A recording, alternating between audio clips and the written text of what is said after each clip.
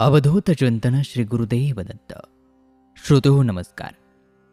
आपण श्रवण करत आहात श्री गुरुचरित्र यामधील अध्याय 39. श्री गुरूंच्या कृपेने एका 60 वर्षाच्या वंध्येला संतान प्राप्ती. चला, श्री गुरूंची ही दिव्य लीला आपण सर्व श्रवण करूयात. सुरू करूयात श्री गुरुचरित्र अध्याय 39. सिद्धयोगी नामधारकाला म्हणाले, श्री गुरूंच्या कृपेने एका 60 वर्षाच्या वांझ स्त्रीला पुत्र झाला. ती अद्भुत कथा ऐक. ती कथा अशी आहे. सोमनाथ नावाचा एक क्षौनक गोत्री ब्राह्मण होता. त्याच्या पत्नीचे नाव गंगा. पतिपरायण असलेली ती स्त्री वेदशास्त्रानुसार आचरण करीत असे. ती 60 वर्षाची झाली तरी तिला मुलबाळ नव्हते. गाणगापुरामध्ये सर्वजण तिला वांझोटी म्हणून हिणवत. ती मात्र नित्य नेमाने श्रीगुरूंच्या दर्शनाला येत असे. निरांजनाने त्यांची आरती करीत असे. तिचा हा नेम कितीतरी दिवस चालू होता. तिच्या भक्तीने प्रसन्न झालेल्या श्रीगुरूंनी तिला विचारले, तो नित्य नेमाने माझी निरांजनाने आरती करतेस, तुझी काय इच्छा आहे? तुझी जी काही कामना असेल ती मला सांग. नारायणाच्या शंकराच्या मनात आली तर ते तुझी इच्छा नक्कीच पूर्ण करतील. श्रीगुरू असे म्हणाले असता गंगा त्यांच्या पाया पडून म्हणाली, स्वामी, अपुत्रस्य गतिर्नास्ति. निपुत्रिकाला स्वर्ग प्राप्त होत नाही. निपुत्रिक स्त्रीचे तोंडही पाहू नये असे लोक म्हणतात. जिच्या पोटी मूल नाही त्या स्त्रीचे आयुष्य व्यर्थ आहे. पुत्र जन्माने मागच्या 42 पिढ्या उद्धरून जातात. पुत्राविना घर अरण्यासमान. मी जेव्हा गंगेवर स्नानासाठी जाते ना, त्यावेळी लेकूरवाळ्या स्त्रिया आपल्या मुलांना कडेवर घेऊन येतात. पण माझ्या नशिबात ते नाही. ज्यांना पुत्र पौत्र असतात त्यांना परलोक प्राप्ती होते. पण निपुत्रिकाला पिंडदान कोणी करत नसल्याने त्याला मुक्तीसुद्धा मिळत नाही. आता हा जन्म पुरे झाला, तो फुकट गेला. आता माझा पुढचा जन्म तरी सफल होईल. पुत्रप्राप्तीची माझी कामना पूर्ण होईल असा वर मला द्या. त्यावर श्रीगुरू हसून म्हणाले, अरे, पुढचा जन्म कोणी पाहिला आहे? पुढच्या जन्मी तुला या जन्मातले काही आठवेल का? तेव्हा पुढच्या जन्माचे सर्व काही सोडून दे. तुला याच जन्मी सुलक्षणे कन्यापुत्र होतील यावर तू विश्वास ठेव. त्यावर ती स्त्री म्हणाली, स्वामी, हे काय सांगता? अहो, मला तर 60 वर्ष झाली. आजपर्यंत पुत्रप्राप्तीसाठी मी अनेक व्रत वैकल्ये केली, नवस सायास केले, पिंपळाला प्रदक्षिणा घातल्या. सगळे काही मी विश्वासाने केले, पण कशाचा काहीही उपयोग झाला नाही. आजही मी अश्वत्थाला मूर्खपणाने प्रदक्षिणा घालीतच आहे.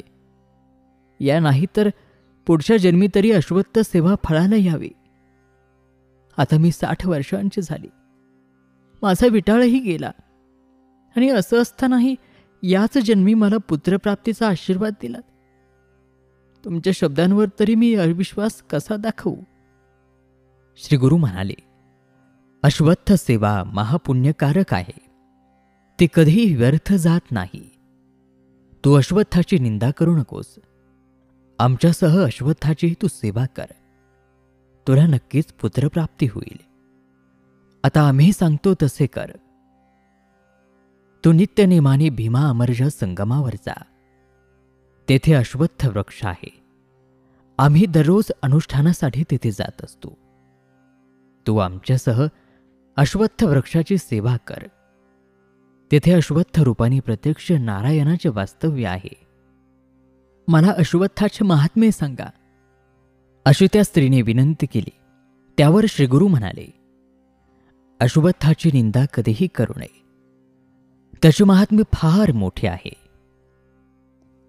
अश्वत्थाच्या ठिकाणी सर्व देवतांचे वास्तव्य असते. एका अश्वत्थाच्या सेवेने सर्व देवांची सेवा केल्याचे फळ मिळते. ब्रह्मांड पुराणामध्ये प्रत्यक्ष ब्रह्मदेवांनी नारद मुनींना अश्वत्थाचे महात्म्य सांगितलेले आहे. एकदा त्रैलोक्य संचारी नारद मुनी फिरत फिरत पृथ्वीवरील ऋषींच्या आश्रमामध्ये आले. नारद मुनींना पाहून सर्व ऋषींना अतिशय आनंद झाला. त्यांनी त्यांना अर्घ्य पाद्य देऊन त्यांचे स्वागत केले आणि म्हणाले, मुनिवर्य, आम्हाला अश्वत्थाचे महात्म्य सांगा. अशी सर्व ऋषींनी विनंती केली. तेव्हा नारद मुनी म्हणाले, प्रत्यक्ष ब्रह्मदेवांनी मला अश्वत्थाचे महात्म्य सांगितले आहे, तेच मी तुम्हाला सांगतो. अश्वत्थ म्हणजे प्रत्यक्ष नारायण होय. तो विष्णू स्वरूप वृक्ष आहे. त्यांच्या मुळाशी ब्रह्मदेव, बुंध्यामध्ये विष्णू आणि शेंड्यावर रुद्राचे वास्तव्य असते. त्यांच्या फांद्यांमध्ये दक्षिणेला शंकर, पश्चिमेला विष्णू, उत्तरेला ब्रह्मदेव आणि पूर्वेला इंद्रादी सर्व देवदेवता वास्तव्य करतात. त्यांच्या सर्व शाखांवर, फांद्यांवर आदित्य नित्य निवास करतो. त्याच्या मुळामध्ये गो, ब्राह्मण, सर्व ऋषी, वेद आणि यज्ञ यांचे वास्तव्य आहे. पूर्वेकडील शाखांवर सर्व नद्या, सप्तसागरांचे वास्तव्य आहे. ओंकार स्वरूप अश्वत्थाचे अ हे मूळ, उ म्हणजे बुंधा आणि म म्हणजे फळ आणि पुष्प होय. त्रयमूर्तीचे वास्तव्य असलेल्या या पवित्र वृक्षावर एकादश रुद्र आणि अष्टवसू असे सर्व देव आहेत. म्हणूनच अश्वत्थाला कल्पवृक्ष म्हणतात. एका अश्वत्थाची सेवा केली तरी सर्व देवदेवतांची सेवा घडते. त्यांच्या कृपेने श्रद्धाळू लोकांचे सर्व मनोरथ सिद्धीला जातात, मनातील इच्छा पूर्ण होतात. अश्वत्थाचे महात्म्य अगाध शब्दातीत आहे. मग नारद मुनींनी अश्वत्थाची सेवा कशी करायची ते समजावून सांगितले. नारद मुनी पुढे म्हणाले, अश्वत्थ सेवा व्रताला गुरु, शुक्र आणि चंद्रबळ असणाऱ्या चैत्र, आषाढ आणि पौष महिन्यामध्ये व्रताला प्रारंभ करावा. गुरु शुक्राचा अस्त असताना आणि चंद्रबळ नसताना या व्रताला प्रारंभ करू नये. याशिवाय इतर महिन्यांमध्ये दिनशुद्धी पाहून सुचिरभूतपणे उपवासपूर्वक या व्रताला सुरुवात करावी. रविवारी, सोमवारी, शुक्रवारी, संक्रांतीच्या दिवशी, संध्याकाळी, रिक्त तिथीला, तिसऱ्या प्रहरी, पर्वणी काळी, व्यतिपात असताना, वैधूती इत्यादी अशुभ दिवशी अश्वत्थाला स्पर्श करू नये. करणाऱ्याने सदैव सुचिरभूत असावे. द्यूतकर्म, असत्य भाषण करू नये. परनिंदा, वितंडवाद टाळावा. प्रातःकाळी सचेल स्नान करावे, म्हणजे वस्त्रासहित स्नान करावे. श्वेत वस्त्र परिधान करावे. अश्वत्थाखालची जमीन गोमयाने सारवावी. त्यावरती सुंदर रांगोळ्या काढाव्यात. त्या रांगोळ्यामध्ये कमळादी शुभाकृती काढाव्यात. शुद्ध जाळणे जलाने भरलेले 2 कलश त्या रांगोळ्यावर स्थापन करावेत. त्या दोन्ही कलशामध्ये गंगा आणि यमुना या नद्या आहेत असा संकल्प करावा. त्या कलशांची गंधाक्षत पुष्पांनी पूजा करावी. पुण्याह वाचन करून आपल्या इष्ट कामनेचा उच्चार करावा. मंगल कलशाने पाणी आणून अश्वत्थाला 7 वेळा स्नान घालावे.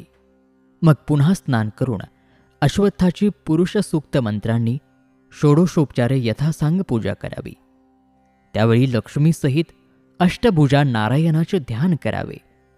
सर्व देवदेवतांना आवाहन करावे. मग अश्वत्थ नारायणाला वस्त्राने किंवा सुटणे बेढे घालावे. मग पुरुष सूक्त म्हणत मंद गतीने अश्वत्थाला प्रदक्षिणा घालाव्यात. यामुळे सर्व संकटे नाहीशी होऊन इष्टकामना पूर्ण होतात. प्रदक्षिणा पूर्ण झाल्यानंतर साष्टांग नमस्कार घालावा. या प्रदक्षिणाचे फळ काय सांगावे. प्रदक्षिणा घालताना पदोपदी अश्वमेध यज्ञ केल्याचे फळ मिळते. ब्रह्महत्यादी पातकांचा नाश होतो. सर्व प्रकारच्या व्याधी नाहीशा होतात. जन्म, मृत्यू, जरा, व्याधी नाहीशा होतात. संसार भय राहत नाही.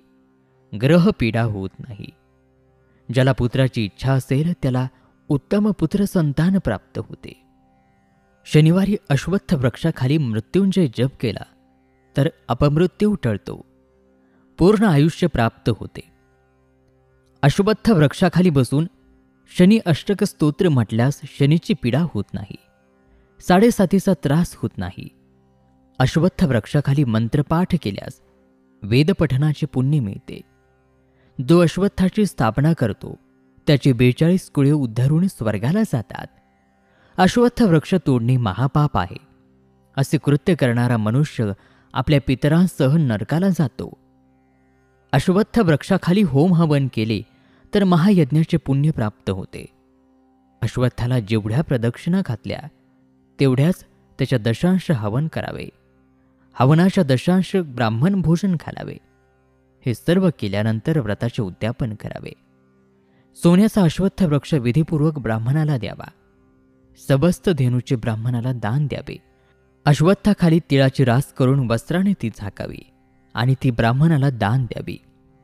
असे हे अश्वत्थाचे महात्म्य नारदांनी ऋषींना सांगितले. तेच श्रीगुरूंनी गंगाबाईला सांगितले.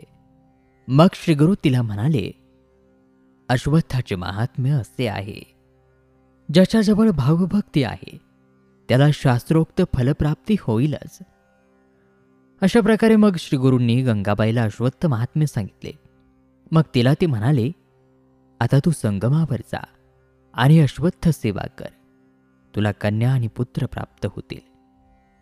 यावरती गंगाबाई म्हणाली, स्वामी, मी 60 वर्षांची वंध्या आहे, मला मूल होणार नाही, परंतु तुमच्या वचनावर माझी पूर्ण श्रद्धा आहे. तुमच्या सांगण्यानुसार मी अश्वत्थ सेवा करेन. ती केवळ तुमच्यावर माझी श्रद्धा आहे म्हणूनच. मग गंगाबाई भीमा अमर्ज संगमावर आली. तेथे षटकुल तीर्थामध्ये स्नान करून ती यथाविधी अश्वत्थ सेवा करू लागली. तिने अश्वत्थ सेवा सुरू केली. त्याच्या 3ऱ्याच दिवशी रात्री तिच्या स्वप्नामध्ये एक ब्राह्मण आला. तो तिला म्हणाला, तुझी इच्छा पूर्ण झाली आहे असे समज. आता तू एक कर, तू गाणगापुराला जा.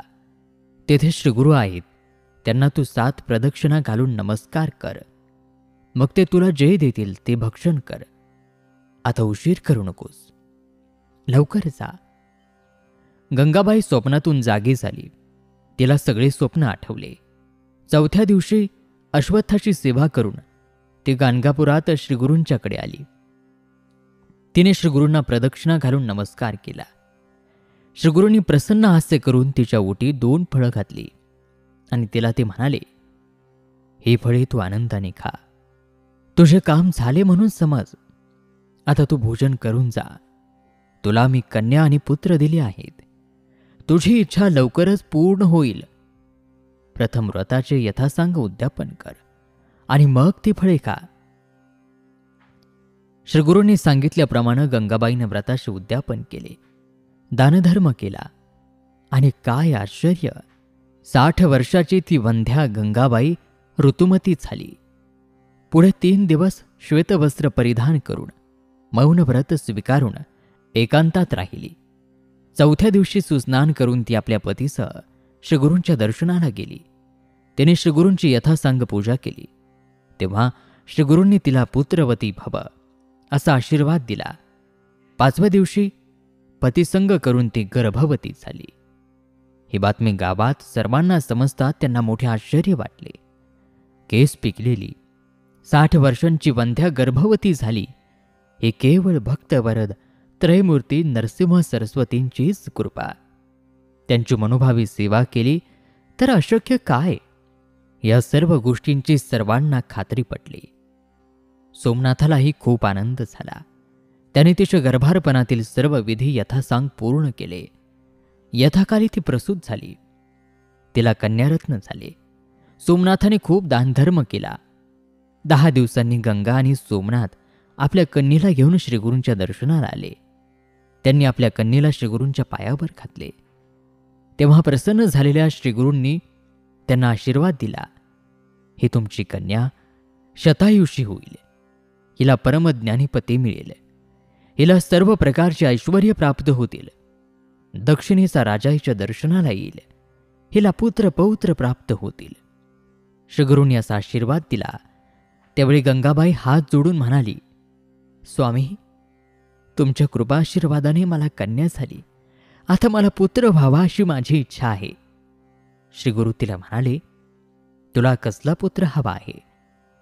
परमज्ञानी हवा असेल तर तो अल्पायुष्य होईल, 30 वर्ष जगेल. आणि तुला जर दीर्घायुष्य पुत्र हवा असेल तर तो मूर्ख होईल. गंगाबाई म्हणाली, स्वामी, मला मोठ्या योग्यतेचा ज्ञानी पुत्र हवा. त्याला 5 पुत्र व्हावेत. श्रीगुरूंनी तथास्तु म्हणून तिला तसा वर दिला.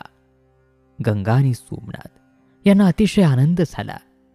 ते मोठ्या समाधानाने घरी परत गेली. पुढे यथावकाश सर्व काही घडले. गंगाबाईला ज्ञानीपुत्र झाला. कन्येचेही भविष्य खरे ठरले. तिच्या पतीने मोठमोठे यज्ञ केले म्हणून त्याचे दीक्षित असे नाव सर्वत्र झाले. श्रीगुरूंची कृपा अशी आहे, जेथे श्रद्धा आहे तेथे फळ आहेच. म्हणून सरस्वती गंगाधर म्हणतात, लोकहो, श्रीगुरूंची मनोभावे सेवा करा म्हणजे सर्व इच्छा पूर्ण होतात. आणि श्रोते हो, अशा पद्धतीने हा श्री गुरुचरित्रातील 39वा अध्याय या ठिकाणी समाप्त होत आहे.